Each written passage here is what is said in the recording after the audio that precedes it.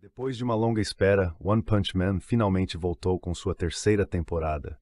E o primeiro episódio, intitulado The Strategy Meeting, chega abrindo as portas para o que promete ser um dos arcos mais intensos de toda a série. O episódio começa com um clima de tensão crescente dentro da Associação dos Heróis. O sequestro do filho de um dos principais patrocinadores abala a reputação da organização e mostra que a ameaça da Associação dos Monstros está mais viva do que nunca.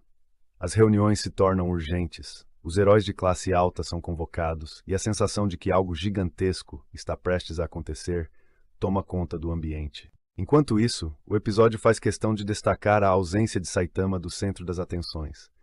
Ele aparece em cenas mais contidas, introspectivas, deixando claro que, embora ainda seja o homem mais forte do mundo, o foco agora é o movimento ao redor dele. É curioso ver como o anime escolhe trabalhar o herói de forma quase silenciosa, um contraste com o caos e a grandiosidade dos outros personagens. Fubuki, por sua vez, tenta manter seu grupo Blizzard unido e começa a perceber que o conflito que se aproxima pode ser muito maior do que qualquer disputa interna. Ela tenta mais uma vez se aproximar de Saitama, mas o herói permanece alheio às tramas políticas e hierárquicas do mundo dos heróis, mantendo aquele olhar despretensioso que contrasta com o desespero dos demais. O episódio também nos leva ao subterrâneo, onde Garou desperta. Ferido, mas ainda cheio de ódio e determinação, ele se depara com figuras da Associação dos Monstros que o observam atentamente. O clima aqui é sombrio, o tipo de atmosfera que lembra que One Punch Man não é apenas sobre força descomunal, mas também sobre monstros que carregam ideais distorcidos de justiça e poder. Com um ritmo mais lento e carregado de diálogo, The Strategy Meeting serve como respiro antes da tempestade. Ele prepara o terreno para a guerra entre heróis e monstros, reacende a chama de personagens queridos e nos lembra que mesmo quando Saitama está em segundo plano, o mundo ao redor dele continua em colapso. No fim, fica aquela sensação de que o que vimos até agora foi apenas o prelúdio de algo muito maior. Garou está de volta ao tabuleiro. A Associação dos Monstros se move nas sombras, e os heróis começam a perceber que talvez dessa vez, nem mesmo o soco de um homem só seja suficiente para conter o que está por vir. A animação desse episódio foi alvo de debate. Muitos fãs elogiaram o visual detalhado dos personagens e a direção de arte mais sombria, enquanto outros sentiram falta da fluidez explosiva que marcou os melhores momentos da primeira temporada. Ainda assim, o episódio cumpre bem o papel de reintroduzir o universo e posicionar as peças do tabuleiro para o conflito que vem aí. Garou, o caçador de heróis, e os monstros dentro de nós. No segundo episódio da terceira temporada de One Punch Man, o foco sobre Garou se intensifica, não apenas como antagonista, mas como uma figura profundamente trágica. Ele não é o típico vilão. Garou é um espelho distorcido da própria sociedade de heróis que ele combate. Por trás de sua força brutal e de sua fama como caçador de heróis, está um garoto que cresceu vendo o mundo favorecer sempre os mesmos lados. O forte contra o fraco, o herói contra o monstro. E em sua mente, os monstros talvez nunca tenham tido a chance de contar suas histórias. Garou se pergunta, por que o herói é sempre o certo? Por que vilões precisam ser derrotados, sem que ninguém os ouça? Ele desafia não apenas a força dos heróis, mas também as fundações morais dessa sociedade aparentemente justa. Neste episódio vemos isso com mais clareza. Ele não mata por prazer. Ele não destrói por maldade. Ele luta para provar que mesmo aqueles chamados de monstros podem ter valor, podem ser mais humanos do que os próprios heróis, muitos dos quais são arrogantes, corruptos ou sedentos por fama. Mas Garou também está em conflito interno. Quanto mais ele se aproxima da monstruosidade, mais ele se distancia da própria humanidade que pretende defender. Ele quer ser o monstro ideal para abrir os olhos do mundo, mas aos poucos vai percebendo que talvez esteja se perdendo no próprio caminho. Esse dilema moral, essa linha tênue entre idealismo e destruição, é o que torna Garou tão fascinante. Ele não quer dominar o mundo, ele quer mudá-lo, mas para isso escolheu se tornar aquilo que o mundo odeia. E é aí que mora sua tragédia. Neste episódio, One Punch Man nos lembra que nem todo inimigo é um vilão, e que às vezes os monstros mais perigosos não são aqueles com garras ou presas, mas as ideias que nascem quando o mundo fecha os olhos para a dor dos outros. Garou não é apenas um oponente, Ele é uma pergunta desconfortável que nenhum herói quer responder. E se os monstros não forem tão diferentes de nós?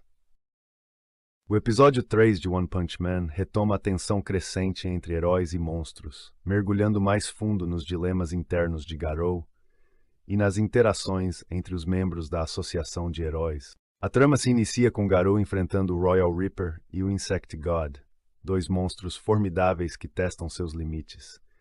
A batalha é intensa, mas Garou, com sua habilidade e determinação, consegue superá-los, mostrando sua evolução como combatente. Enquanto isso, Saitama, conhecido como Careca com Capa, continua sua rotina cotidiana, alheio aos grandes eventos que acontecem ao seu redor.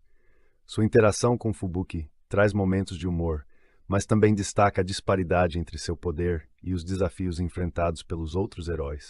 A Associação de Heróis, por sua vez, lida com questões internas e externas, tentando se reorganizar e lidar com as ameaças crescentes. Personagens como Bang e Genos têm seus momentos de destaque, mostrando suas habilidades e preocupações com a situação atual. O episódio também aprofunda a relação entre Garou e Kuseno, revelando mais sobre o passado do herói e suas motivações. Essa dinâmica adiciona uma camada emocional à narrativa, mostrando que Garou não é apenas um vilão, mas um personagem complexo com suas próprias razões e conflitos internos. O episódio termina com um gancho intrigante, sugerindo que Garou está longe de ser derrotado e que novas ameaças estão por vir, deixando os fãs ansiosos pelo próximo capítulo. Em termos de animação, o episódio apresenta melhorias em relação aos anteriores, com lutas mais fluidas e cenas de ação bem coreografadas. No entanto, ainda há críticas quanto à qualidade geral da animação, com alguns fãs expressando preocupações sobre a consistência visual da temporada.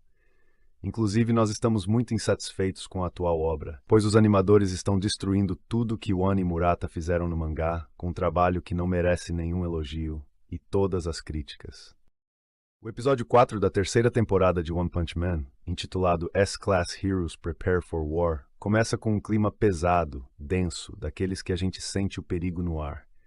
A tensão é constante e o foco principal está em Garou, mas em vez de cair, ele desperta.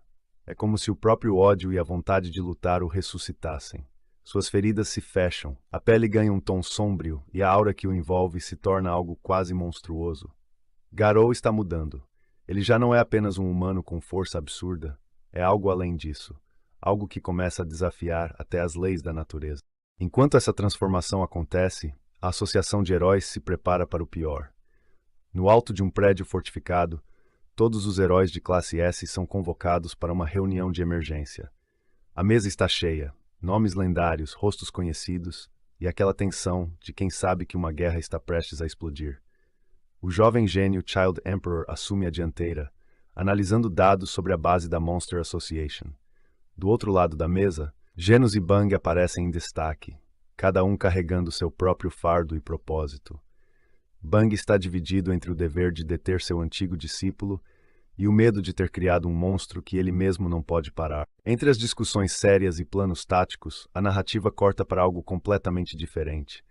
E é aí que entra o charme típico de One Punch Man. No apartamento de Saitama, o herói careca mais poderoso e mais despretensioso do mundo, o clima é outro. Ele e alguns colegas estão reunidos num jantar improvisado, comendo um hot pot simples, mas cheio de risadas e conversas aleatórias.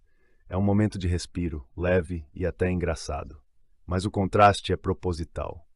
Enquanto os outros heróis se preocupam com o destino da humanidade, Saitama parece estar vivendo em outro mundo, alheio a toda a tensão. E ainda assim, a presença dele é o ponto de equilíbrio da história. Essa tranquilidade não dura muito. As cenas voltam para Garou e aí o ritmo acelera de novo. Ele invade o território da Monster Association, atravessando hordas de criaturas grotescas com golpes precisos e brutais. Cada movimento é uma mistura de técnica e instinto puro. Em meio ao caos, Garou encontra uma criança, a mesma que ele havia prometido proteger antes, e decide resgatá-la, mesmo sendo considerado um vilão. É nesse momento que a série mostra a verdadeira complexidade do personagem. Ele é chamado de monstro, mas suas ações são, em essência, humanas. Logo em seguida, acontece uma das lutas mais intensas do episódio. Garou enfrenta Royal Reaper, um assassino sádico que vive apenas para espalhar sangue. A batalha é rápida, mas marcante. Garou o derrota com um golpe devastador, e o silêncio que se segue parece simbolizar o fim de uma parte dele mesmo. Não há celebração, nem glória. Só a sensação de que o herói e o monstro agora coexistem dentro da mesma pessoa. O episódio termina num tom de preparação. A Associação dos Heróis está se organizando, a Monster Association se fortalece, e Garou se torna uma peça imprevisível no meio dessa guerra.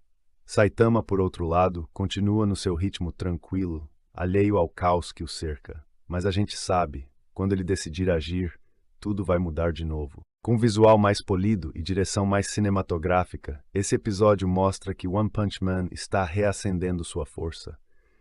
É o tipo de capítulo que não explode em ação o tempo todo, mas prepara o terreno para algo gigantesco. O prelúdio de uma guerra que vai colocar heróis e monstros frente a frente em um dos maiores arcos da série. O caos toma conta do submundo em One Punch Man. Garou continua sua jornada cada vez mais profunda dentro da base da Associação de Monstros, carregando o pequeno Táreo ao seu lado. Exausto, ferido, mas determinado, ele segue em frente, sem imaginar o quão perto está de enfrentar o limite da própria humanidade. Enquanto caminham pelos corredores escuros, o silêncio é quebrado pela aparição de três criaturas aterrorizantes: Super Mouse, Showerhead e Unihorn. Todos de nível demônio. Garou não hesita. Ele parte para o combate, desviando, contra-atacando e mostrando por que é chamado de o Caçador de Heróis. Mesmo ferido, ele vence, mas percebe que algo está diferente. Cada batalha o empurra para algo maior, mais sombrio e mais monstruoso. Mas o verdadeiro desafio aparece quando o chão começa a tremer. De dentro da escuridão surge Overgrown Rover, uma criatura gigantesca que mais parece um cão infernal. O poder do monstro é de... Explosões de energia atravessam o ambiente, e Garou mal consegue se manter de pé. Ainda assim, ele continua lutando, tentando se aproximar, tentando provar que pode vencer qualquer inimigo. Mas Rover não é qualquer inimigo. Com o último ataque, o monstro o lança longe. Inconsciente e à beira da morte, Garou é levado ainda mais fundo na base. Quando desperta, está diante de uma figura misteriosa, Joro, o cérebro por trás da Associação de Monstros. A criatura o observa com curiosidade e revela que tem planos grandiosos para ele. Joro acredita que Garou pode evoluir, ultrapassar os limites humanos e se tornar o verdadeiro monstro perfeito. E para provar essa teoria, ele o coloca frente a frente com o próprio rei dos monstros.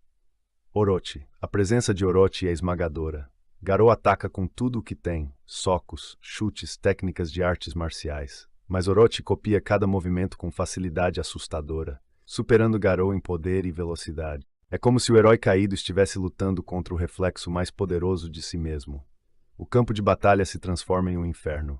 As paredes desmoronam, as chamas consomem tudo, e Garou é lançado de um lado para o outro, resistindo até o último segundo. No fim, ele cai, derrotado. Mas antes que a consciência se apague, uma voz ecoa em sua mente. Para se tornar o mais forte, você precisa quebrar todos os seus limites. Enquanto isso, longe dali, a Associação de Heróis se prepara para o ataque final contra os monstros. Os heróis de classe S reúnem forças, e a guerra total está prestes a começar. Garou pode ter sido derrotado, mas sua luta está longe de acabar. O que aconteceu ali não foi o fim, foi o despertar.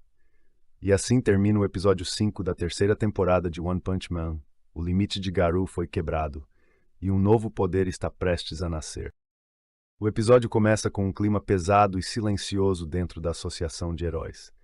A câmera passeia por corredores lotados, documentos sendo empilhados, agentes trazendo relatórios, até que chegamos a uma enorme sala de reunião. É ali que os maiores nomes da classe S foram convocados. O ambiente está carregado. Cada herói, com sua personalidade marcante, ocupa seu lugar enquanto a tensão cresce. Child Emperor inicia o briefing com uma frase que faz todos prenderem a respiração. Estimamos quase 500 monstros na base da associação. Imediatamente o clima fica mais denso. É a primeira vez que muitos desses heróis realmente percebem a dimensão da ameaça. Entre eles vemos Tatsumaki, impaciente e afiada como sempre, cruzando os braços enquanto olha para os demais com desprezo. Do outro lado, Metal Bat parece prestes a sair no soco com qualquer um que discorde dele. E no meio disso tudo surge Amai Mask, entrando na sala como se fosse obrigatório. A presença dele incomoda alguns e irrita outros. O debate esquenta quando Amai Mask insiste em participar da operação, afirmando que só ele pode representar a verdadeira beleza da justiça. Vários heróis discordam, outros acham arriscado, e o episódio mostra com perfeição a falta de consenso dentro da elite da associação. Enquanto isso, o planejamento segue. Mapas, rotas de entrada, possíveis localizações subterrâneas, mas tudo leva ao mesmo ponto. Invadir a base da Associação de Monstros exige um ataque coordenado, brutal e imediato. Deve então Bang, sério como nunca, se levanta. Ao lado dele está Bomb, seu irmão, calmo, mas com aquele olhar de veterano que já enfrentou perigos inimagináveis. Bang anuncia que não seguirá o plano oficial. Ele, Bomb, King e Fubuki vão agir por conta própria. A sala fica em silêncio. Ele explica que não pode ignorar o destino de Garou, seu ex-discípulo. Se a Associação de Monstros está envolvida, Garou também pode estar. E Bang não permitirá que outro herói chegue até ele primeiro. King, mesmo tremendo por dentro, tenta manter a pose. Fubuki respira fundo, sabendo que seguir com Bang significa entrar numa guerra que ela talvez não esteja pronta para enfrentar. Mas o grupo se forma, e eles partem. Voltamos então para um momento mais leve, porém crucial, com Genos. Ele relata que Saitama continua fora, sem responder chamadas, e decide esperar no apartamento dele para repassar as informações assim que o sensei voltar. Já Saitama, ele aparece num dos momentos mais inesperados do episódio. Sem drama, sem alarde, apenas seguindo seu caminho, ele encontra um bueiro que leva diretamente aos túneis subterrâneos da Associação de Monstros. Enquanto todos planejam, enquanto a elite discute, debate e monta estratégias complexas, Saitama simplesmente desce por um buraco e segue em frente. O episódio termina com esse contraste perfeito, heróis reunidos, criando planos mirabolantes, e o homem mais forte do mundo caminhando sozinho, sem pressa, sem mapa, direto para a base inimiga. A música sobe, e na prévia do próximo episódio, vemos os heróis finalmente se movendo, enquanto o subsolo treme com algo gigantesco à espera. O episódio começa naquele clima de guerra iminente que só um Punch Man sabe criar. Depois da convocação geral, os heróis finalmente partem para a infiltração, e não demora muito para o caos tomar forma. A base subterrânea da Associação de Monstros se revela como um labirinto vivo, pulsante, quase respirando ódio e hostilidade. Cada corredor parece esconder uma emboscada, cada sombra parece prestes a ganhar dentes. Mas antes que qualquer herói faça o primeiro movimento, uma presença toma a dianteira. Tatsumaki. A baixinha dos cabelos verdes não espera ordens, não pede permissão, não pensa duas vezes. Assim que pisa no subsolo, ela já está destruindo monstros pelo caminho, literalmente flutuando com aquela expressão de tédio irritado, como se quisesse terminar tudo o mais rápido possível. Corpos de criaturas grotescas começam a subir pelos ares como bonecos de pano. Paredes se retorcem, o chão se abre, monstros são esmagados sem que ela sequer olhe para eles. É aquele momento clássico, que enquanto a maioria precisa se preparar para o combate, Tatsumaki já está limpando o mapa sozinha. E é justamente esse avanço brutal que desperta a resposta dos monstros. As câmeras cortam para o coração da associação, onde Gyoru observa tudo com aqueles olhos mutantes. Ali, surge a ordem que muda o tom do episódio. Liberem os generais. De dentro da masmorra surgem os executivos monstruosos, criaturas de ranking absurdo, cada uma transbordando poder e instinto assassino. Aparecem figuras como Black Spear, se multiplicando feito uma ameaça viva, Fuherugly, deformado e nojento, mas com uma força terrível, e a presença sinistra do Homelis Imperor, cuja energia brilhante e silenciosa incomoda até outros monstros. Esse momento marca uma virada total de atmosfera, que não é mais um ataque de heróis contra bichos genéricos. Agora é elite contra elite. E no meio desse turbilhão surge uma figura que brilha pela coragem, Capitã Mizuki. Enquanto muitos heróis menores tremem diante da pressão dos monstros executivos, Mizuki avança com convicção. Seu estilo ágil e poderoso se destaca. Ela se move como uma atleta olímpica em campo de guerra, saltando, girando, desviando e chutando monstros com a força de uma marreta viva. Em um momento que se destaca no episódio, ela impede que uma equipe inteira seja devorada por uma criatura massiva que surge do teto. Com um salto impressionante, ela derruba o monstro, toma a linha de frente e ordena que os outros heróis recuem. Eu cuido dessa parte. Vocês sigam em frente. A trilha sobe, a poeira explode, e Mizuki encara o monstro sem hesitar, provando ali que, mesmo não sendo classe S, sua determinação é digna de estar ao lado deles. Enquanto isso, Tatsumaki continua avançando sozinha, empurrando os generais de Orochi para fora das sombras. Eles sentem a presença dela, a provocam, tentam sondar suas fraquezas. Mas Tatsumaki, com um único olhar, responde: se vocês realmente são a elite, espero que não acabem tão rápido quanto o resto. O episódio termina com um encontro inevitável, os executivos se mobilizando, Tatsumaki tomando a dianteira e vários heróis, incluindo Mizuki, se posicionando para a guerra total. O episódio 08 da terceira temporada de One Punch Man marca o momento em que a invasão à Associação dos Monstros deixa de ser apenas estratégia e se transforma em confronto direto. Enquanto os heróis classe S avançam por diferentes rotas dentro da base subterrânea, cada um lidando com ameaças extremas, um deles decide seguir sozinho, sem apoio algum. Flash. Movendo-se pelas sombras, ele avança em velocidade absurda, analisando cada corredor, cada presença hostil. Mas o que ele encontra não são monstros comuns, são rostos do passado. Galel Wind e Fury Flame surgem diante dele. Antigos companheiros da Vila Ninja. Homens que treinaram ao seu lado, e que agora escolheram o caminho da monstruificação. Os dois revelam que consumiram células de monstros e atingiram o nível dragão, um patamar que normalmente exige vários heróis classe S para ser enfrentado. Eles provocam Flash, questionam sua escolha de continuar humano, chamam sua força de limitada. Mas Flash não responde com palavras. Ele responde com velocidade. O combate começa em um piscar de olhos. Cortes invisíveis, deslocamentos instantâneos, ataques que rasgam o ar.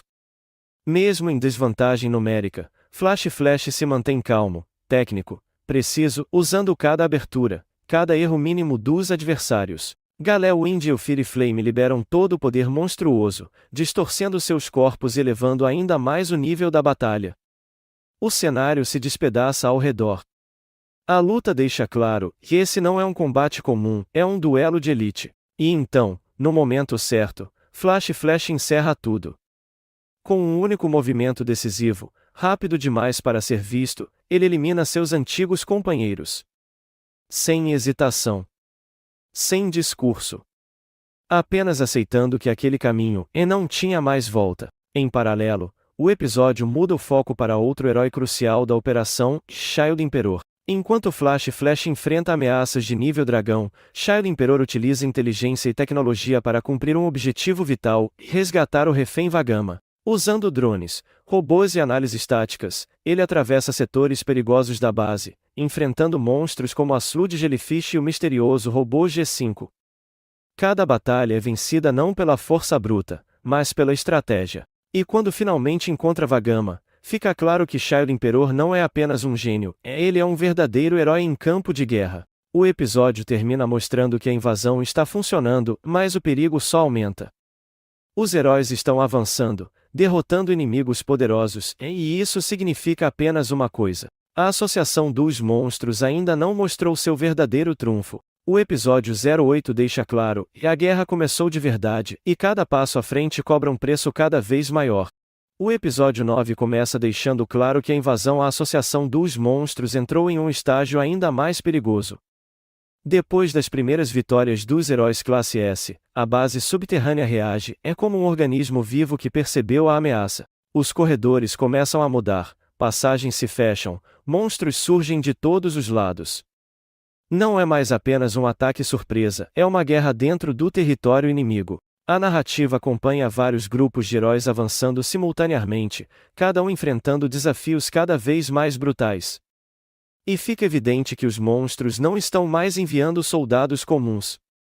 Agora, são combatentes de alto nível, preparados para eliminar heróis classe S. Um dos focos do episódio recai sobre Atomic Samurai. Ao lado de seus discípulos, ele avança com tranquilidade absoluta, cortando monstros com golpes tão rápidos que parecem invisíveis. Cada movimento é limpo, preciso, quase artístico. Atomic Samurai mostra por que é considerado um dos espadachins mais letais da Associação dos Heróis. Mas mesmo com tamanha superioridade, o episódio deixa claro que o inimigo está se adaptando. Em outro setor da base, Bang e Bomb entram em ação juntos. Os irmãos mostram uma sincronia perfeita, derrotando monstros com técnicas marciais refinadas, usando a força do inimigo contra ele mesmo. Cada golpe carrega décadas de experiência. Ainda assim, algo começa a incomodar Bang. Ele sente uma presença diferente e é algo que não se compara aos monstros comuns. Algo que se aproxima silenciosamente. Enquanto isso, em um contraste quase cômico com o caos generalizado, Saitama segue vagando pela base. Sem pressa. Sem entender completamente a gravidade da situação. Ele derrota monstros pelo caminho com facilidade absurda, muitas vezes sem nem perceber o quão fortes eles são. O episódio brinca com esse contraste, que enquanto heróis classe S lutam com tudo o que tem para sobreviver, Saitama segue reclamando de estar perdido. Mas o tom muda quando a associação dos monstros começa a reagir de forma organizada. Gyoro observa cada movimento dos heróis, analisando forças, separando alvos e preparando algo muito maior. Nos momentos finais do episódio, a sensação é clara: os verdadeiros monstros ainda não entraram em cena.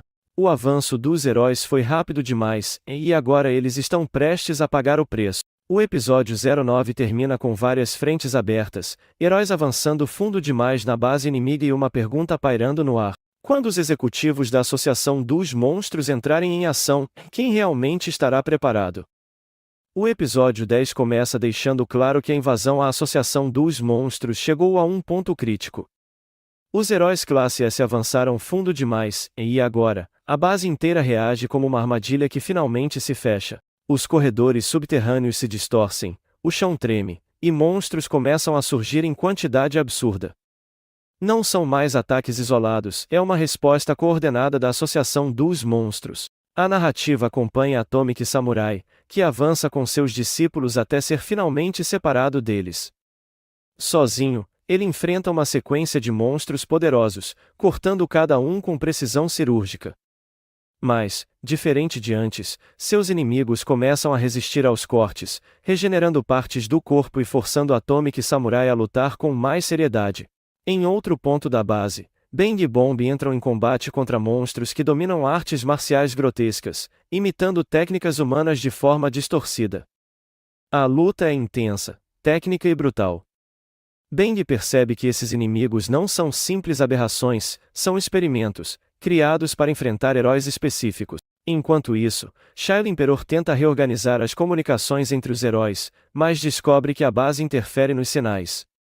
Isolados, cada herói passa a lutar por conta própria. E então, a presença que vinha sendo sentida desde os episódios anteriores finalmente se aproxima. Orochi.